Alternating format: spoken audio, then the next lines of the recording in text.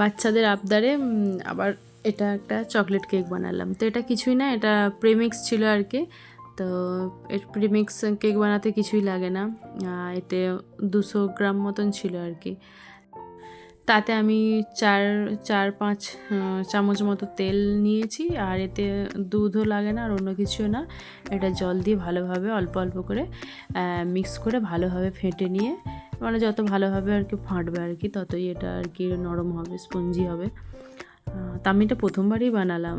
তো বানানোর পরে দেখতে পাচ্ছি যে ভালোই হলো। প্রথমে একটু কিন্তু লাগছিলো যে কেমন হবে। তো ভালোভাবে ফেটে নিয়ে আর আগে থেকে ফ্রি হিট করে রেখেছিলাম কড়াইটা, এতে বসিয়ে দিলাম। আর বসানোর পরে মিডিয়াম হিটে আমি 20 থেকে 25 মিনিট মতো রেখেছিলাম। তাতেই এটা পুরোপুরি রেডি হয়ে গিয়েছিলো। তো আপনারাও ট্রাই করবেন, ভালো লাগবে চটজলদি।